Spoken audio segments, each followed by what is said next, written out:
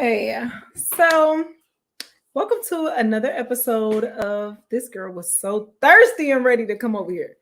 Anyway, welcome to another episode of I Am Not My Womb podcast. It's a Saturday night. I really do not feel like it's Saturday, but it's definitely Saturday. What are you trying to see? I just want to see the camera. Girl, okay, goodbye. Bye. Bye, ma'am. Okay, so tonight's topic, I'm gonna introduce the topic first because y'all know I'll be rambling and I do have some stuff to tell y'all about my week. So you're gonna have to be prepared to either, hear me out or come back in a few and then we're gonna actually start into the topic. But tonight's topic is tips for breastfeeding moms. If you can hear me okay, just go ahead and let me know in the comment section. If you can hear me okay, let me know in the comment section. That's all, because I'm pretty sure I hooked up everything correctly, but I kind of sped through it. So there's that. But yeah, so I Am Not My Womb podcast goes live every Wednesday and Saturday night. And it's Saturday night. It's been the longest week of my life, I feel like. I kind of was telling y'all the last podcast that I signed up to be a soccer coach, which was supposed to start on Tuesday, but I just found out it's going to start on Thursday, which is a little bit annoying, but okay, it's fine. It's fine. It's fine. So yeah, besides that, today I had a orientation with Chicago volunteer doulas.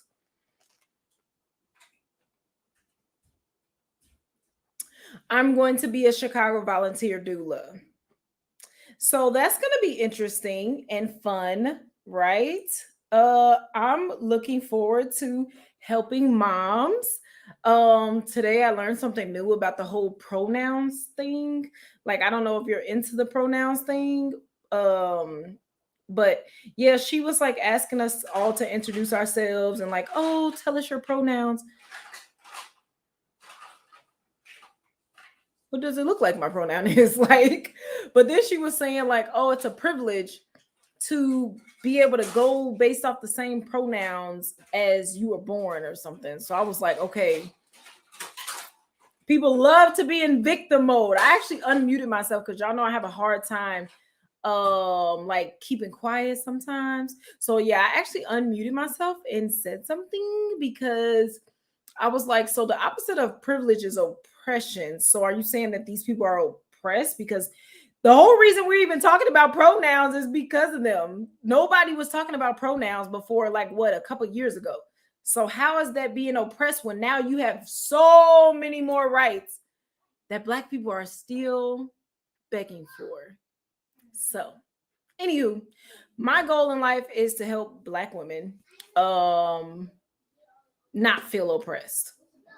If the pronouns and whatever don't fit in line with that, then I don't know what to tell you, because yeah, that's a whole nother topic though for a whole nother night. This is Black Breastfeeding Week, and I just feel like breastfeeding is a really it's a really, I don't know the word I want to use to describe it, but it's a topic that I really like to talk about because I had a breastfeeding journey like myself. Like, I breastfed for 48 months. Both of my children, this is combination, right? I breastfed for 48 months. So 18 months with my son and 30 months with my daughter. It was a journey. Like, I just thank God that it was smooth enough for me to not give up, because I noticed that there's so many barriers that comes with breastfeeding, so many barriers, so many loopholes, barriers, obstacles, whatever you want to call them. There's a lot of them. So I know a lot of times, like during the formula shortage, everybody was saying like, oh, you should be breastfeeding anyway. Where's the support for that? Because just writing a comment on Facebook and Instagram is not considered supporting breastfeeding moms. So there's a lot of obstacles that could come with that. And what I realized, taking care of other moms outside of myself and outside of my own journey, because I think I've said this here before or on one of my classes. A lot of times people will go based off of their own experiences and take it for face value. Like, bam, this was my experience and my experience is everything. So let me just prove my point with my experience. And no, I had to learn that by taking care of other women, that my experience is very small compared to the world's population. Okay, I am like, I don't even know the number, but I'm about to look it up because I'm really tired of people feeling like they are just so important. Like the sun is just rising and setting on this one particular person and your particular experience. So look, let me be messy. 7.7 billion people, according to what, the 2020 census. We know it's been hella babies born since then in the past 2 years. So we're going to round up and say 8 billion. This is the world population. I am one in 8 billion people. I have one experience in 8 billion experiences. Like, that's very small. So I just want everyone to think about that. The people that are for breastfeeding, not for it, couldn't breastfeed, can breastfeed, easy journey, hard journey, whatever. Yours is 1 in 8 billion. So that was actually really helpful for me though, to serve other women, because now I can like give unbiased information. Like, I don't think I was ever biased, but I know for sure that I talked about this before, that one of the main things, this goes for labor and breastfeeding, one of the main things that pushed me through was this. I wanted it. Formula was not an option for me. It was going to happen. It didn't matter how many obstacles, how many people were against it. It did not matter. It did not matter. The person that I was living with at the time did not want me to breastfeed. His entire family was not supporting my breastfeeding journey. But I was cool as long as I supported it and I wanted to do it. So that's what I really be wanting people to like. If you can set your mind on something, that's so powerful.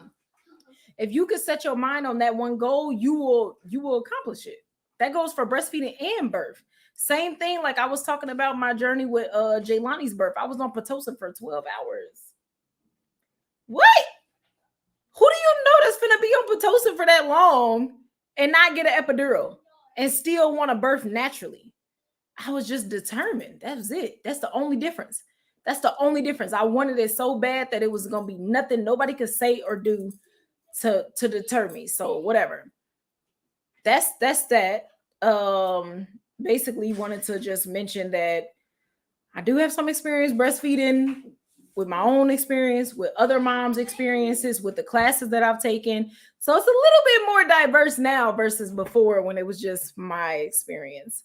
So we're going to talk about some tips to be successful, because for Black women especially, there's so many barriers that we face because of just so many different reasons. Like, let me see if I could pull that up too. I think the CDC is the people keeping track of this stuff. Breastfeeding barriers. I remember talking about this a couple years ago. No. Why Black women don't breastfeed, basically. Like, they had the statistics because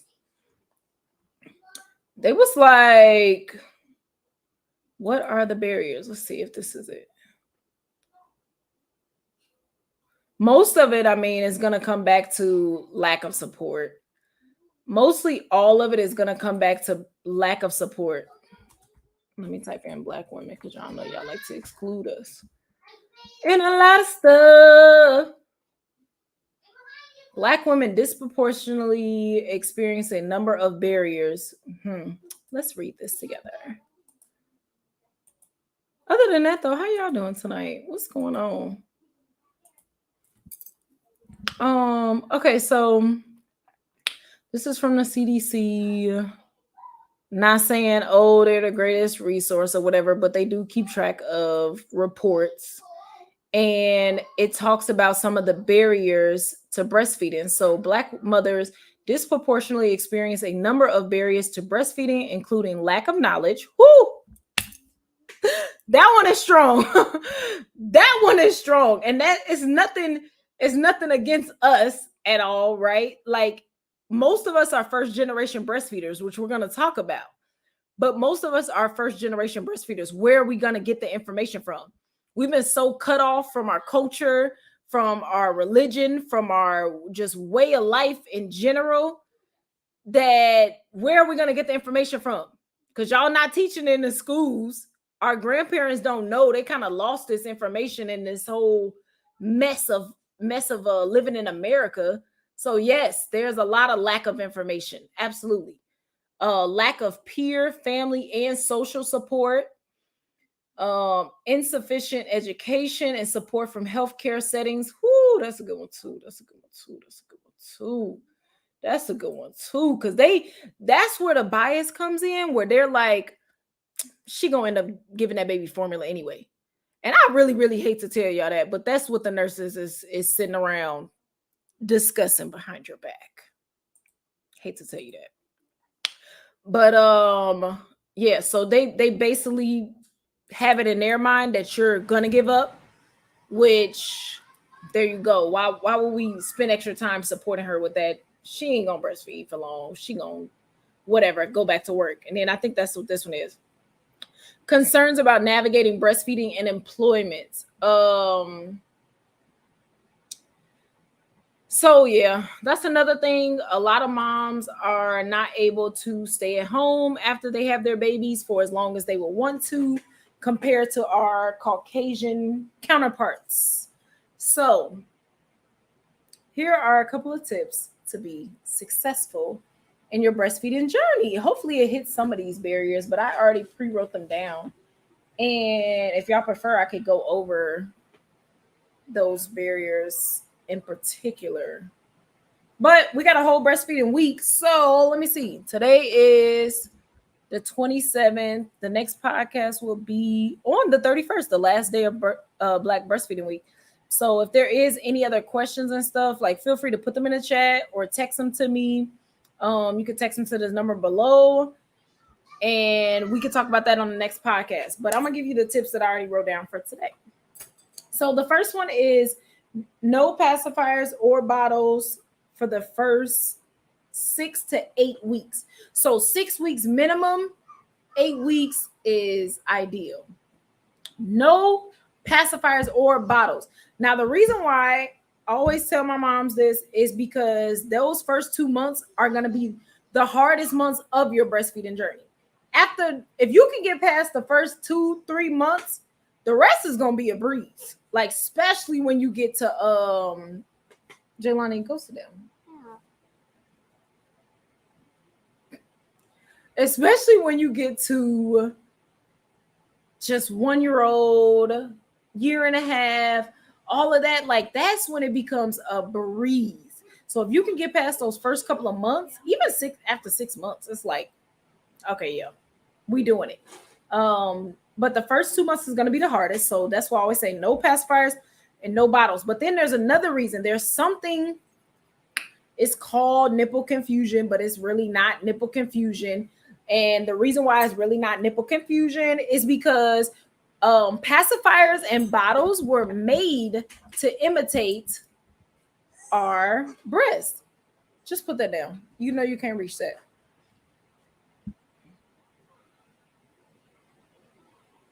Why are you trying to put that up there? I know, yeah, you're too small, so you can't reach up there. I can put it up there when I'm done. Okay. She said okay. What's I saying? Oh yeah, pacifiers and bottles were made to replace mom, basically. So they're strictly for, they should still strictly be for, but when they were created, they were strictly for moms who could not breastfeed, which is about 1% of the population. When you hear moms say, oh, I tried, but I couldn't. It's one of those barriers that we just went up to. The reason why you couldn't. But actual reasons like allergies, weird things with the nipples, like those things is 1% of the population of moms. So it's rare. It's very rare that you can't, but you just didn't have the proper support. That's why you really couldn't. So those were made for moms who really, really couldn't, who absolutely couldn't. And then at the same time, they don't get confused with the nipples, but with the bottle, the way the bottle flows versus how breastfeeding goes is basically complete opposites, because breastfeeding, their jaws are going to work. They have to position themselves a certain type of way. Their tongue has to be down. Their jaws have to literally pull the milk. And then while their jaws are doing this, their tongue is like, I don't want to do the motional here, it's weird, but their tongue is basically like doing this kind of movement, like pulling, trying to pull the flow, like come milk, come. So it's a lot of work for babies. That's why a lot of times they'll fall asleep and you might possibly think they're full, but no, they're tired because they're putting in a lot of work. And then on top of that, like I said, the flow is so different. So it's like less work and they get more. So it's also dangerous for babies to have bottles too early because they'll get so used to drinking high amounts of ounces that they'll continue to want more. So it's very easy to stretch a baby's stomach. We talked about this a lot with what size they are born with versus what size we give them by overfeeding them. Basically, it's very easy to overfeed a bottle-fed baby, but it's almost impossible to overfeed a breastfed baby. Now, they do breastfeed for a lot of different reasons, like besides being hungry, but it's almost impossible because it's so much work. Like if I'm not hungry no more, I'm not going to force myself to do all this work just to get a couple of more ounces. So that's something to think about. Waiting can really help your breastfeeding journey. So yeah, 6 weeks minimum, 8 weeks if you're really about that life. Then the second thing I put on here was skin to skin. Skin to skin is really important because babies can smell you. Like moms have this very distinct smell, especially right after they give birth. And it's like sometimes moms will think that they like, oh, I stink. It doesn't matter if I take showers or whatever. But you literally have this smell coming off of you that's supposed to be a little bit stronger for your baby to know where's my mom, where's my milk, when am I going to get my feeding, all of those things. So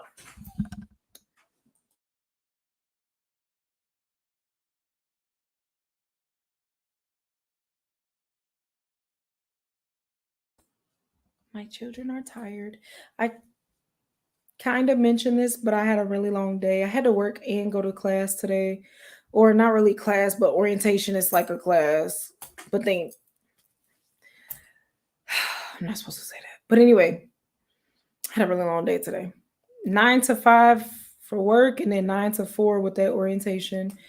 And yeah, my children also had a long day. So right after this, we'll be going to bed. So don't worry. Be a little bit more patient with them until 9 o'clock. And then,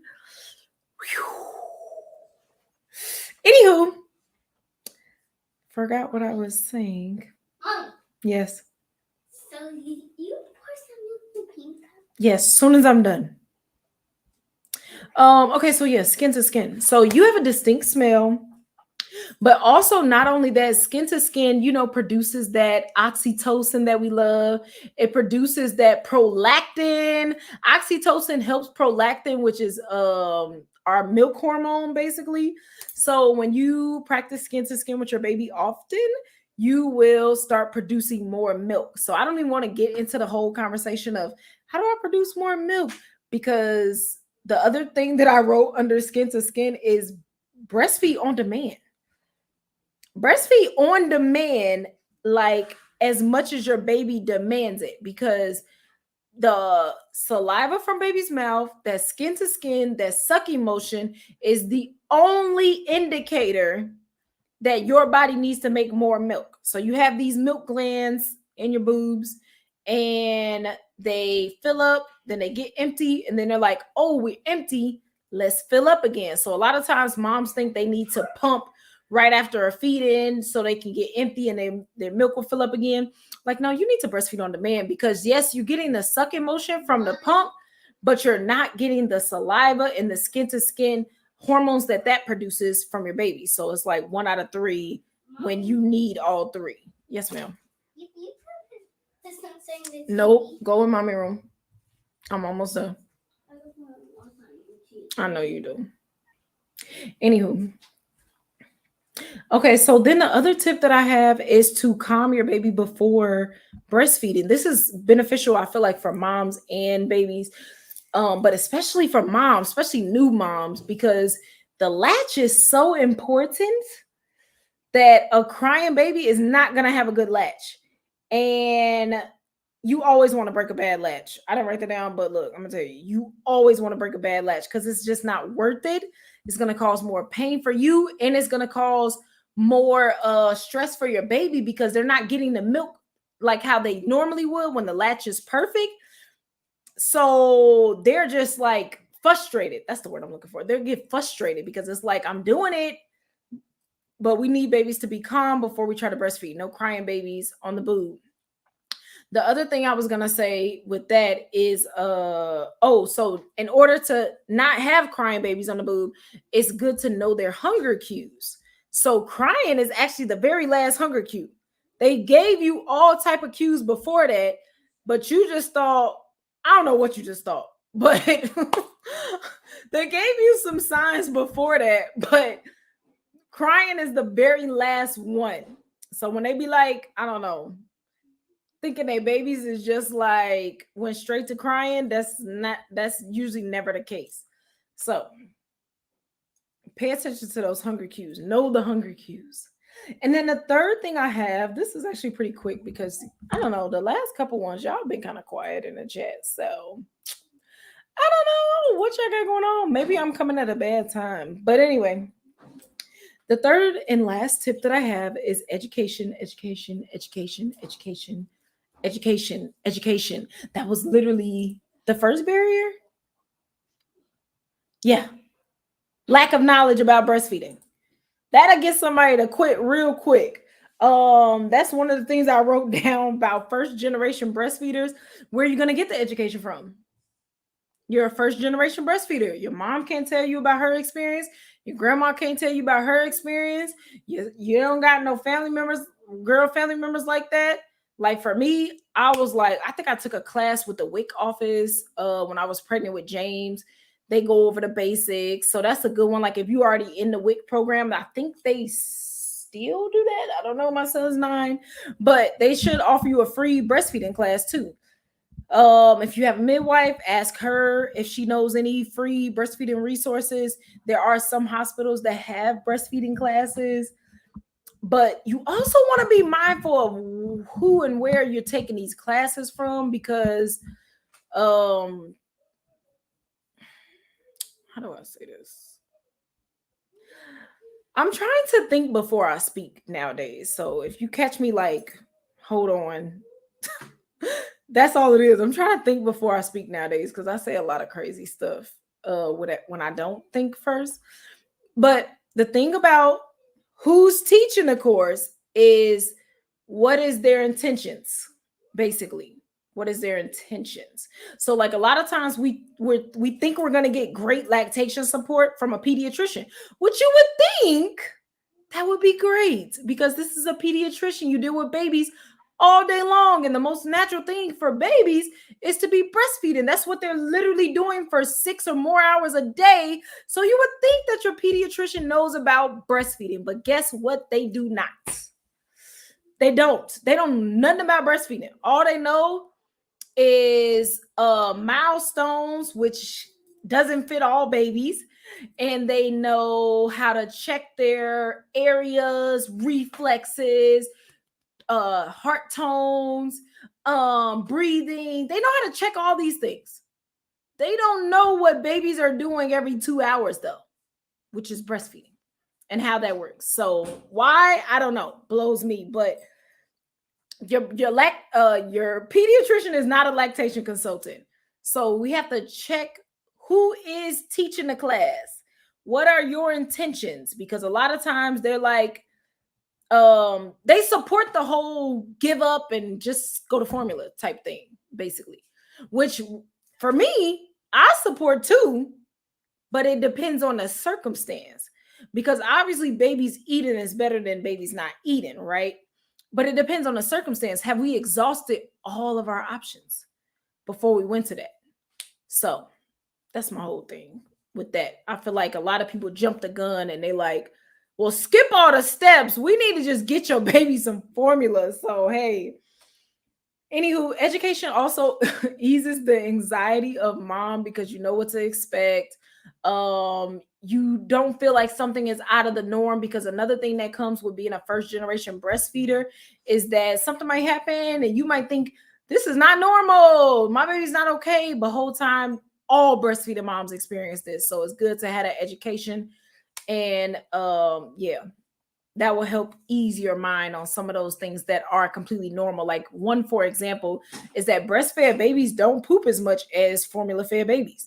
So your baby might go a week, I don't know, a week kind of long, maybe like 5 days without pooping, and you think something's wrong. They haven't pooped, blah, blah, blah. And whole time breastfed babies don't poop every day. They don't have waste to eliminate. That's what poop is. So and then yeah, other than that, I do have a breastfeeding class. Obviously, you know, I'm not going to be biased. If I am biased, it's biased towards breastfeeding. And for Black Breastfeeding Week, so until the 31st, it's going to be half off.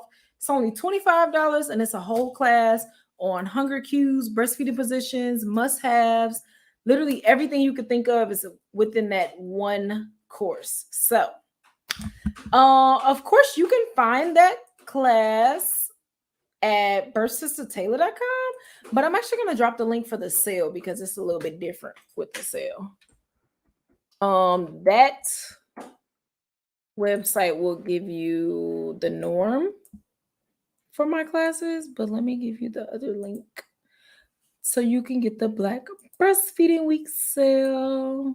So Black Breastfeeding Week is over on the 31st, and that's when the sale will be over too, and it will go back up to $50. But honestly, it's not that much. The class is about an hour and a half long, and it's literally everything you need to know about breastfeeding with nothing left out. So that's all I got for y'all tonight. I'm extremely tired. My baby's tired. Unless I get any questions before I leave, I'm about to leave. And feel free to text me any questions too. Like if you don't want to ask more here, you could always text me questions. I'm always down to answer some questions. I have free doula consultations as well. So yeah, that's it. And other than that, I'll be back on Wednesday for another episode of I Am Not My Womb podcast. If you like to be notified, you could text me womb to 312-847-3722. And all right, bye y'all.